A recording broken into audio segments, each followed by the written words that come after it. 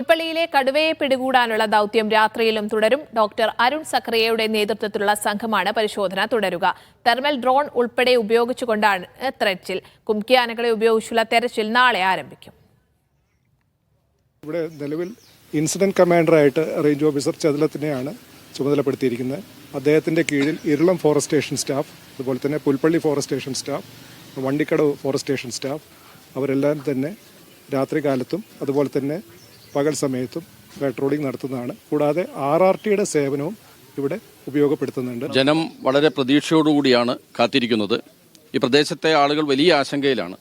അപ്പോൾ ഡ്രോൺ ഉപയോഗിച്ചുകൊണ്ടുള്ള തിരച്ചിലും അതുപോലെ 3 സ്ക്വാഡുകളായി തിരിഞ്ഞുകൊണ്ടുള്ള തിരച്ചിലും നടക്കുകയാണ്.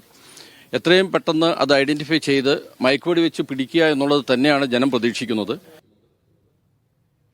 ഫൈസൽ നെടുമ്പാല വിവരങ്ങൾ പങ്കുവയ്ക്കാൻ ചേരുന്നുണ്ട്. ഫൈസൽ, ഇത്രയും നേരമായിട്ടും കടുവയെ ലൊക്കേറ്റ് ചെയ്യാൻ സാധിച്ചിട്ടില്ല. രാത്രി തെർമൽ ഡ്രോൺ ഉപയോഗിച്ചുള്ള തെരച്ചിൽ എങ്ങനെയായിരിക്കും?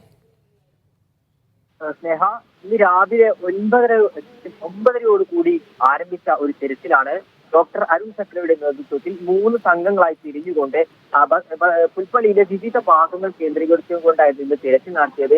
അമരപുരി എന്ന് പറയുന്ന പ്രദേശത്തിന്റെ 2 കിലോമീറ്റർ ചുറ്റളവിൽ എല്ലാ ഭാഗങ്ങളും കൃത്യമായി വനംവകുപ്പ് പരിശോധന നടത്തിയിട്ടുണ്ട്. എന്നാൽ ഇന്ന് കടുവയുടെ സാന്നിധ്യം ഈ ഭാഗങ്ങളിൽ ഒന്നും തന്നെ കണ്ടെത്തിയിട്ടില്ല.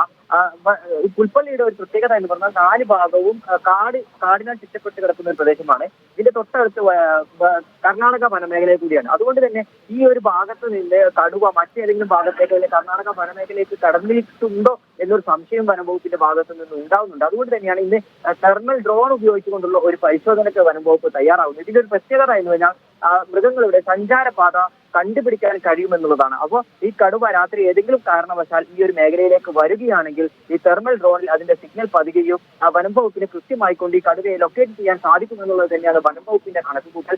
കുങ്കി ആനകളെ ഉപയോഗിച്ചുകൊണ്ടുള്ള തെരച്ചിൽ നാളെ രാവിലെ ആയിരിക്കും ആരംഭിക്കുക. വിക്രമും കോന്നി സുരേന്ദ്രനും ഉൾപ്പെടെയുള്ള ആളുകൾ നിലവിൽ പുൽപ്പള്ളിയിൽ എത്തിച്ചിട്ടുണ്ട്. രാവിലെയോടുകൂടി തന്നെ ഇതുമായി ബന്ധപ്പെട്ട് കൂടുതൽ വനമേഖലയിലേക്ക് കടന്നുകൊണ്ടുള്ള ഒരു പരിശോധനയ്ക്ക് വനംവകുപ്പ് തയ്യാറാകും. ജനങ്ങളെ സംബന്ധിച്ചിടത്തോളം അവരുടെ ആശങ്ക അകന്നിട്ടില്ല എന്നുള്ളത് തന്നെ വേണം നമുക്ക് ഈ ഒരു അവസരത്തിൽ മനസ്സിലാക്കാൻ. കാരണം കഴിഞ്ഞ 2-3 ദിവസങ്ങളായി പ്രദേശത്തൊന്നും തന്നെ ആ കടുവയുടെ സാന്നിധ്യം ഉണ്ടായിരുന്നില്ല. പക്ഷേ കടുവ കൂടുതൽ മേഖലയിലേക്ക് പോയിട്ടില്ല. തിരിച്ച് നാട്ടിലേക്ക് തന്നെ തിരിച്ചു വന്നാൽ ജനങ്ങളുടെ ജീവനെ സംബന്ധിച്ചിടത്തോളം വലിയ തരത്തിലുള്ള ഒരു ഭീഷണി ഇത് സൃഷ്ടിക്കും.